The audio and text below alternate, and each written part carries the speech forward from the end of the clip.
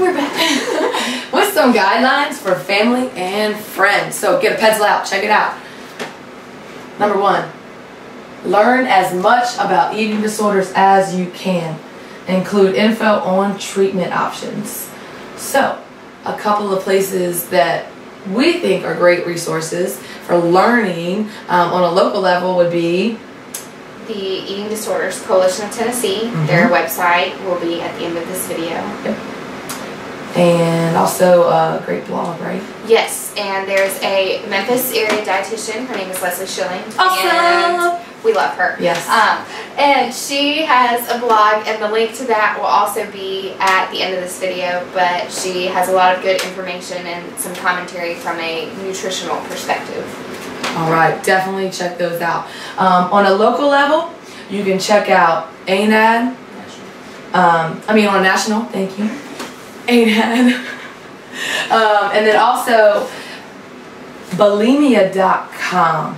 And it's not just about bulimia, that's just the website. It's eating disorders, resources for recovery since 1980. Tons and tons of stuff. Articles written by expert professionals. There's blogs, there's a catalog, helpful links, recovery stories. So anything that you could possibly need is available on that website. Alright, and again, it'll be at the end. Alright, number 2. Learn about and develop a support network in which you can talk openly about your feelings and frustrations, and where you can develop a plan of action to deal with the person with the eating disorder. On a local level, some resources for that. There's a great support group for family and friends of people with eating disorders. It is run by the woman who supplied us with our fabulous myths and facts from earlier. Another awesome lady. Yes. Her name is Dr. Gina Prigoff. We love her too. Yep. And that is a good resource to go to, because people in that group will all be going through the somewhat of the same experiences. So awesome. And then on a national level, support, again, National Eating Disorders Association, which is NADA. You've seen that frequently in our videos. And also the NOW Foundation. Alright, and they have this great campaign. It's called the Love Your Body campaign. So tons of resources there, people to connect with, places to share stories. So check those out. And yeah. And of course, you can always contact us at BWV. Check out our Facebook page or our website, or shoot us some emails, and we'll be happy to hook you up with whatever you need to the best of our ability. Awesome. Number 3 coming up. Number 3. Talk directly to the person with the eating disorder about your concerns. You want to pay close attention to detail about behaviors that you've noticed and are concerned about, and speak with the person about those behaviors. Alright? That's a tough one. So we're going to give you a little example. Role play! Yay! Alright, so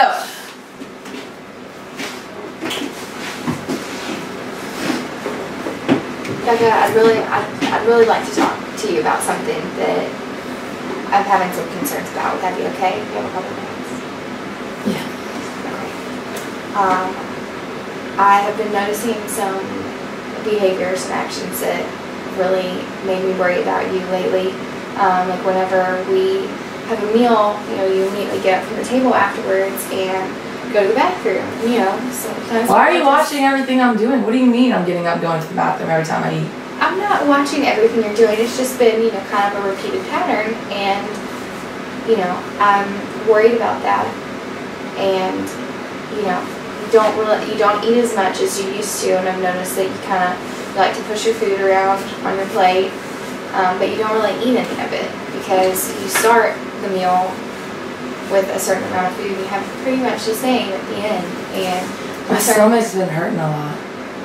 Yeah. Well, and I've also noticed that you used to have so much fun going out with your friends and going bowling, and you spend all your time. I can bowl in the Wii now at home. I don't want to go out with my friends. You don't miss your friends at all? Okay, I miss them all.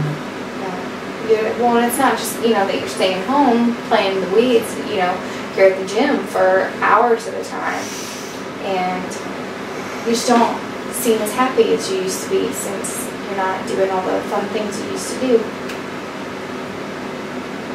I'm not trying to blame you or accuse you of anything. I just kind of wanted to open the lines of communication and tell you that I've seen these things that I'm concerned about, and you know, if you want to talk about some of this stuff with me, I'm more than happy to.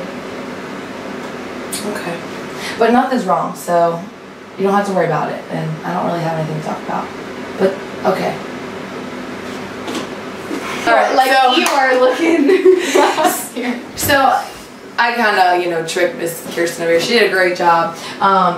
We were just trying to highlight sort of the direct language approach. So, as you noticed, she was sensitive, but she was firm.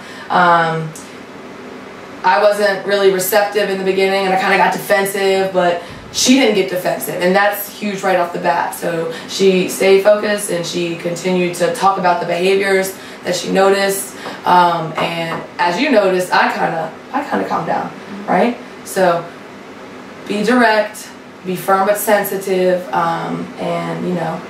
It's important not to attack, but it's also important to not let the person off the hook. That's right. Like, don't just say something and let them keep doing it, because, you know, what they're engaging in is really harming them physically and mentally. Yeah. So. And, you know, if this approach doesn't work, because it's not always, find some safe professional help, people who are experts in this field, and reach out to them, because they will be able to help you and point you in the right direction. I guarantee you there's somebody in your neck of the woods who is going to have the resources and the ability to provide you with some information and help. Alright? So, hope you enjoyed today's No BS 411. You got anything to say?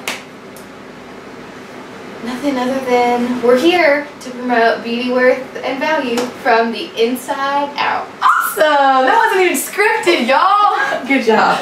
Becca Marino and Kirsten. check it out. That's right. See you next